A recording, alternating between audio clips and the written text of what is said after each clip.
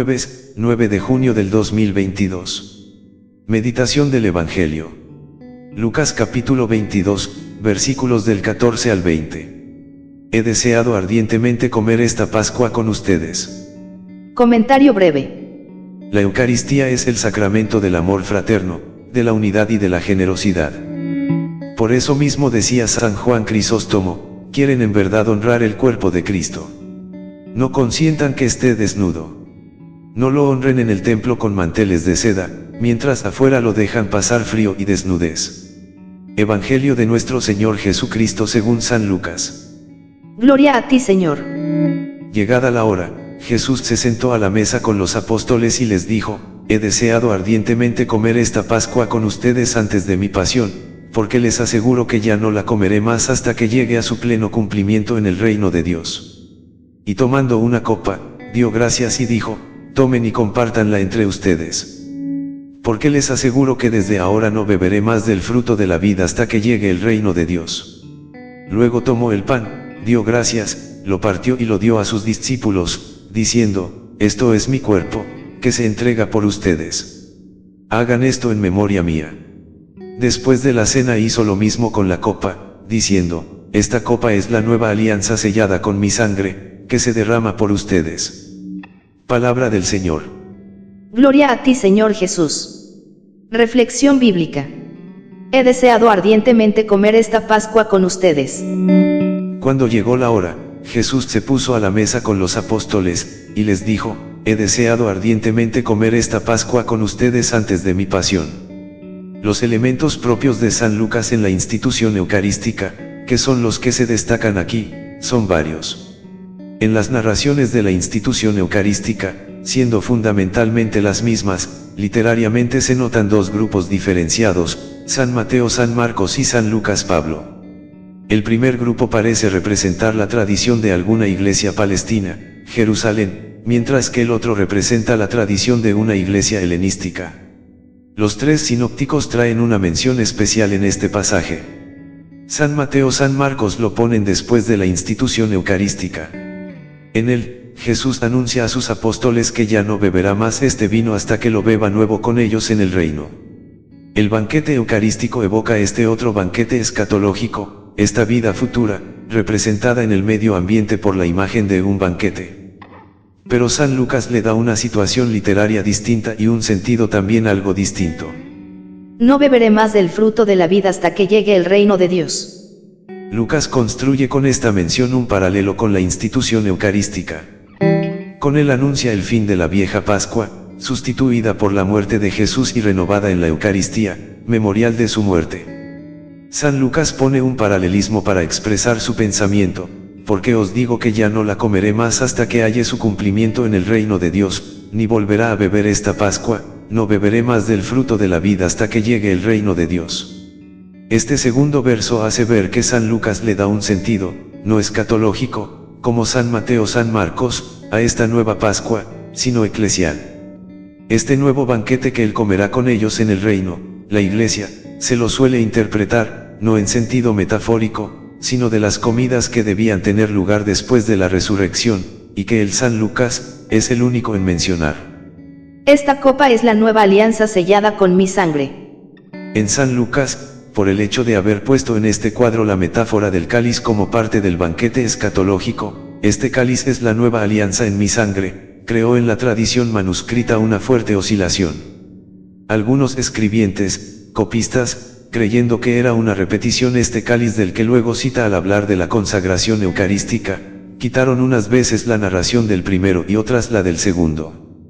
Después de la bendición se bebía la primera copa ritual, luego se hacía la Hegade, o relato de la Pascua. Este lo hacía el que presidía, citando los textos, a petición del más joven de los presentes, aquí probablemente Juan. Luego se cantaba la primera parte del Hallel, y después se partía y daba el pan.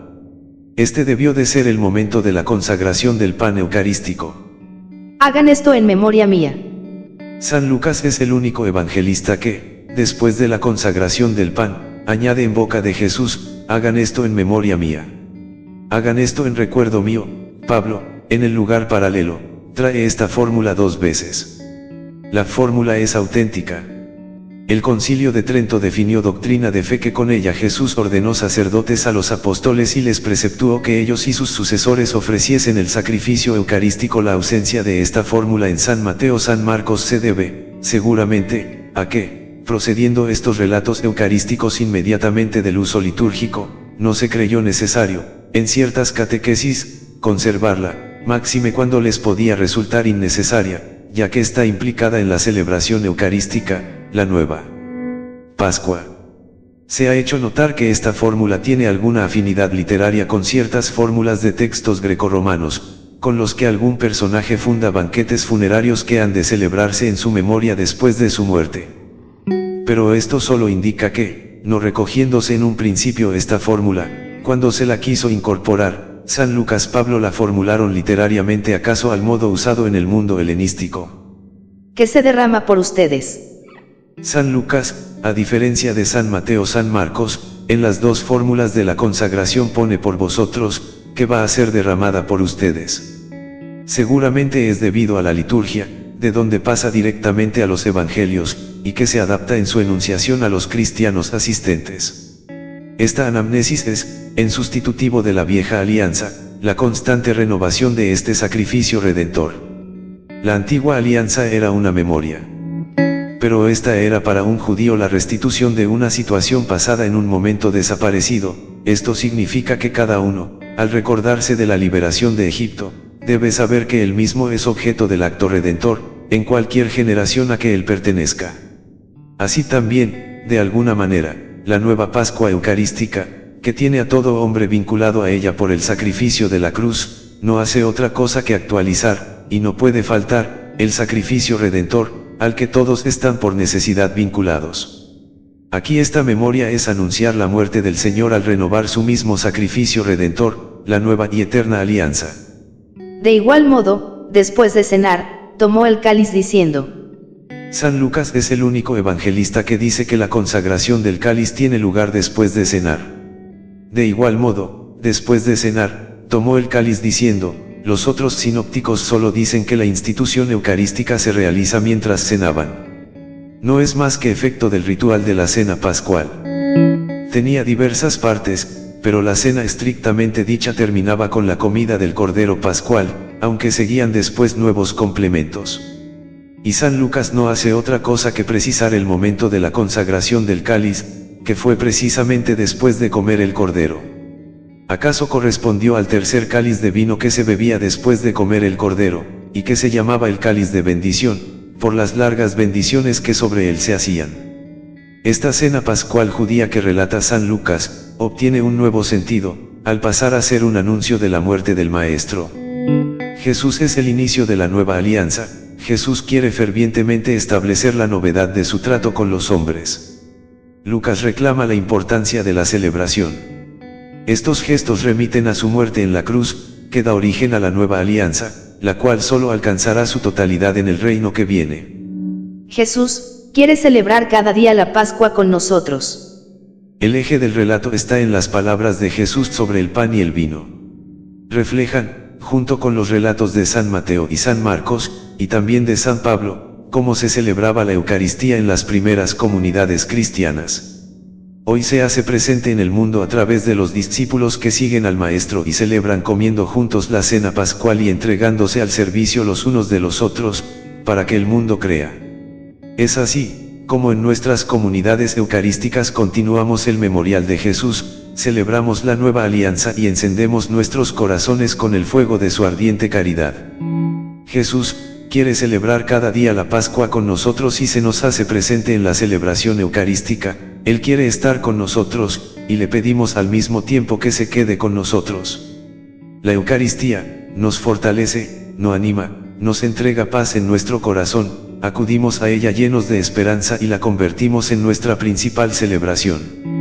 Cristo Jesús es la nueva y eterna alianza entre Dios y los hombres.